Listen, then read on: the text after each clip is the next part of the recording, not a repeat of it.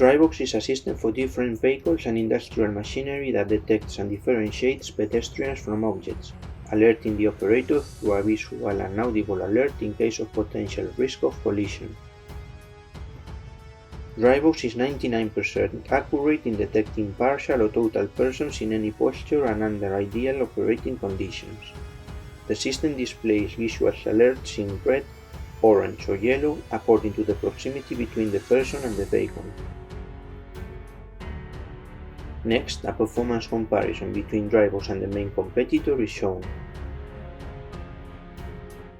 Drybox is capable of detecting people at ground level, such as creeping,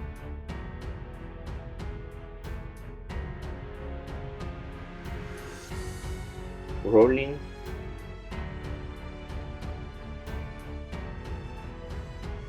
or crawling. The competitor does not detect a person in these positions and therefore does not issue any type of alert. Drybox detects people in sitting position, while the main competitor also does not detect the person in this position.